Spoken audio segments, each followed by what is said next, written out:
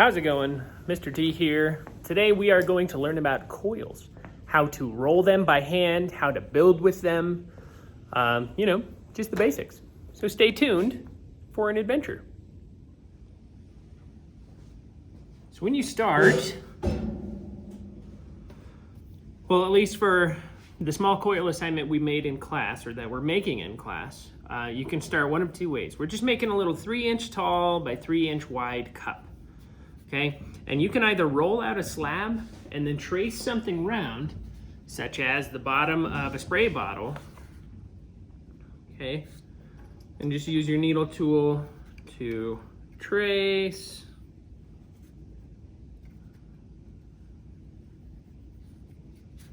Okay, and then cut that out. As you can see, that was not a very good tracing. Way to go, Mr. T. Okay, but you trace that, and then cut it out.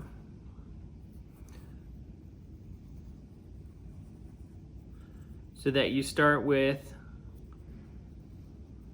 something round. Okay, and starting this way is just fine. Okay, but I think that takes a little extra time. That is not really entirely necessary. Okay, so option number 1, but I much prefer option number 2. Okay, so I'm gonna take a ball of clay, roll it, roll it, roll it. Okay, and then I'm gonna use this part of my hand, okay, not quite my palm, kind of this meat part of my thumb right here. I'm gonna push down.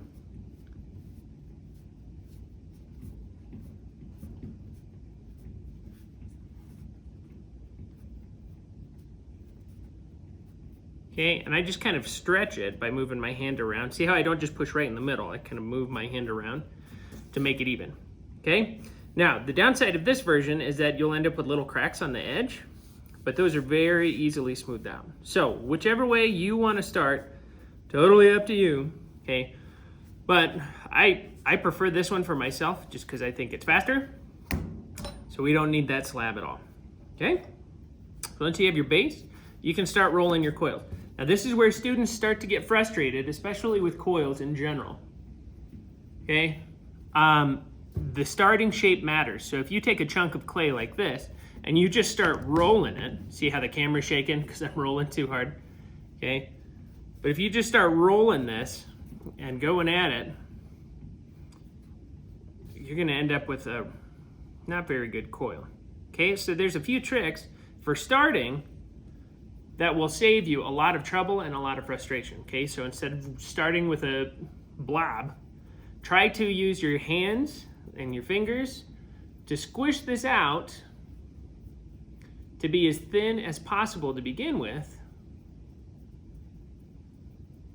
okay, and as round as possible to begin with.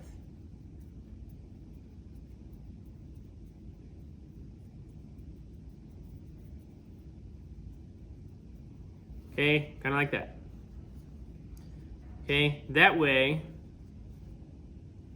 you're not starting with any weird flat spots, you're actually starting with something round, so it's gonna be easier to roll, okay? Next thing we're gonna do is we're gonna put our fingertips together, and I'm gonna roll all the way to the base of my fingers and then all the way back to my fingertips, okay? I'm not using my palms at all. I don't feel like I have as much control there. So I'm gonna stick to just my fingers.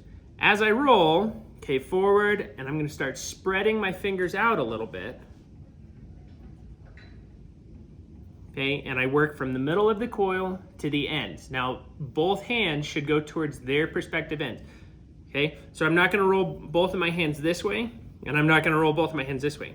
They should start in the middle-ish, okay? I guess it doesn't have to be the middle, but they should always roll outwards towards their opposite ends, and that way the coil actually gets wider, okay? Now notice also, when I roll my coils, that my hands come completely off the ends, and then I'll go back to it, okay? Don't go back the other direction, because your coil's just gonna get thicker again, okay? Roll out to the ends. Now, something you should notice is that my coil, just because I've been pushing too hard and I'm rolling kind of slow, is that it's starting to go just a little flat. So what you do is you pinch it a little bit, and I'm gonna turn it and pinch it on the other side.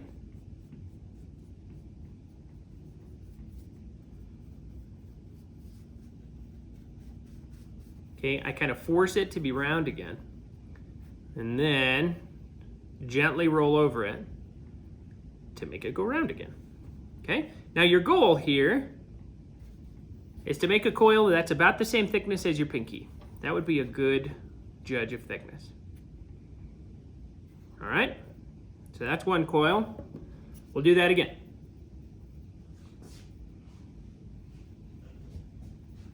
Okay, so take a blob of clay. It doesn't have to be huge. In fact, I might even tear this in half. So I'm starting just a little slower, or not slower, starting a little smaller.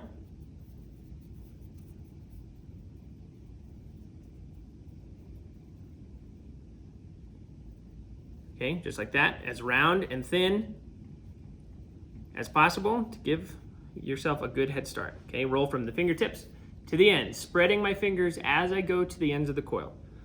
Spreading my fingers as I go to the ends of the coil. Now something else to watch is that you see how right here, it's a little thinner than it is right here. So instead of starting in the middle like this, because I can't overlap my hands, that's not gonna get me anywhere. I'm gonna start with that hand in the middle, but keep my left hand over here to keep the rest of the coil moving, because you don't wanna hold it still. You're gonna end up ripping your coil. So both hands still moving, and they still move towards their opposite ends. Then I'm gonna come over to here and go the opposite direction. So what I'm doing is taking what was thick and evenly dispersing it from end to end on the coil, okay? From that point, I'm really just watching my clay to see if I have any weird thick spots. So I have one here in the middle. Okay, watch again. Okay, so it's kind of a constant adjustment and attention to where coils might be the thickest. Okay, there's another coil. Now this does take practice. This is not something that just happens overnight. Take some practice, and it's okay to get frustrated. Okay, ceramics can be frustrating at times, and that's totally okay. You just need to give yourself some time, because nobody is an expert from the get-go. Okay, be patient and ask for help if you need it. Okay, if you have questions, you can always post them in the comments here on the video. Okay, or just, if you're one of my students, ask me directly. Okay, I'm gonna do this one more time and roll so you can kind of see real time. You see how I keep adjusting where I'm rolling. Okay, it went just a little flat because I'm pushing a little hard.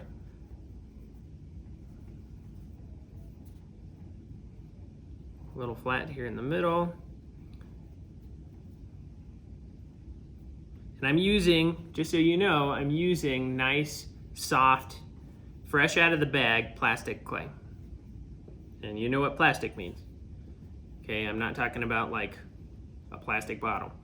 Plastic in terms of the consistency of the clay. Okay, so going back to here, here's our base. I rolled 3 coils. We're gonna start stacking these up on our base. First thing we wanna do for our first layer is score.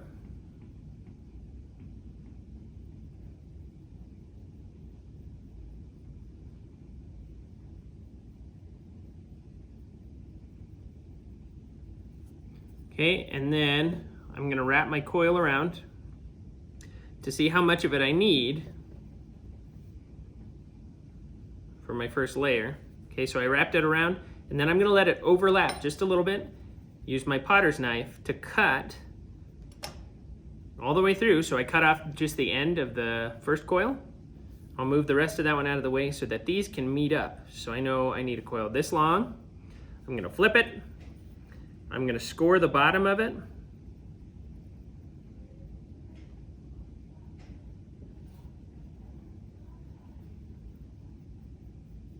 And remember to try to get your scoring lines in as many directions as you can. Okay, and then use just a little bit of slip, not a lot of bit of slip, just a little bit. I'm gonna spread that around with my finger. Flip the coil, stick it into place, smooth out my ends so that they're connected as seamlessly as possible. Put just a little pressure down on top so that I know my scoring stuck together. Okay, and there's my first layer. Now, I would very highly recommend you smooth this layer out, especially this layer, out to your base just by taking a little bit of the coil with your index finger and pushing it down into your base. Okay, even though we just scored it and it should be well connected, this just seals it so that your base doesn't fall off. Okay, and I didn't take very much of that coil, and I'm always supporting the outside so I don't stretch it too far and so that it doesn't just go falling off the side. Okay, I'll get rid of cracks while I'm at it. There we go. Now another tool you can use to smooth that out if you don't use your fingers or if you have long fingernails would be your wooden knife tool. You can use that curved end and that'll do the same thing. Okay, so that's your first layer. And now you have to make some choices here. First choice, do you want to be able to see your coils or would you rather smooth them out so it just all looks smooth? If you want to be able to see your coils, from this point, you would continue stacking. You can do ring by ring, just like I did that first one. We would cut it off, score it, stick it on, smooth it out, okay? Or if you wanted to, you could take a coil and wrap it around until you run out of coil, just like that, and then smooth that out as you go. Don't wait until you have 12 layers. Smooth that out as you go so that you don't have to worry about your coils being too dry to smooth out. Okay, that's okay too to do it that way. It'll just be a little uneven when you get to the top, so you might have to add like half a coil and cut it at an angle so that it's nice and flat. All right, now if you do this method, you don't have to score between each layer. Okay, just smooth it out on the inside so that it sticks together and make sure it's as seamless as possible when you do that. Okay, if you're gonna smooth out the outside, so here, I'm gonna go ahead and smooth this all together so you can kind of see what it should look like on the inside.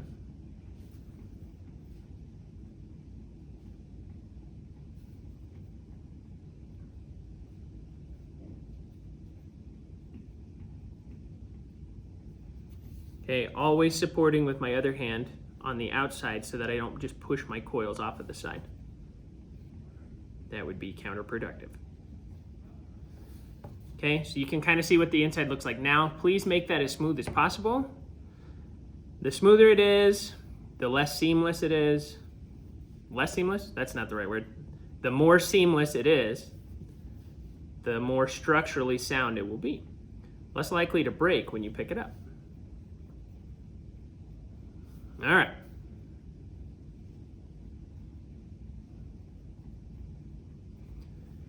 Okay, so nice and smooth on the inside. Okay, if you're smoothing out the outside, it's the same story. You're just pulling the coils up into the next layer or down into the layer below it so that all those lines disappear. And if that's the case, the last step you would take would be to take your metal rib, okay, like this, and you can actually smooth that out. So I'm gonna go with the direction of the coil and I'm gonna go against the direction of the coil. And what that does is it smooths out any weird lines that could be occurring in any or either direction. Oop, good one, Mr. T. Almost sliced it in half. Okay? So nice and smooth. And then in that case, you could add a texture or a negative space or something of your choice on the outside. Okay? The rest of this, the rest of the choices you get to make are how you decorate it or how you use your principles and elements, such as pattern, such as shapes, such as things like that. So like scoring a little ball here, adding just a little slip, get out of there, get out of the way, sticking that in place, okay? And you could do a whole row of that as it curls up, or you could just do one and then add another coil and that curls around this way. And then I could cut it off right there. Smooth that out on the inside and then put another ball right there, except for I would score that on. Don't forget to score stuff into place. Otherwise it'll just fall off. And as you do that, it'll create this ball spiral pattern as it goes up your cup, which could be kind of cool. Okay? Another option would be to roll up a little spiral. This is called an eccentric coil. I'm going to put it just like that. I would score that into place, okay, here and here, score that on, and then keep wrapping coils around it or do an arch of balls around it. Totally up to you. You could even leave some negative space and score it like that. You know, the sky's the limit with your decoration. But if you're leaving your coils exposed, you could use this decoration to your advantage. If you're going to smooth it all out, think about a texture that you could stamp in or carve in, something else like that, okay? And once you reach about 3-ish inches tall, and I say 3-ish because one side here, because of the way I coiled, one side here is a little taller than the other, okay? So give me as close to 3 as possible for this project, okay? Just don't forget to either score each layer down or smooth each layer out, okay? And then be creative. Something like that. I don't know. That's silly. Anyways, if you have any questions, like I said, feel free to contact me. Otherwise, happy coiling, happy claying, and happy birthday or something. See you next time, everybody.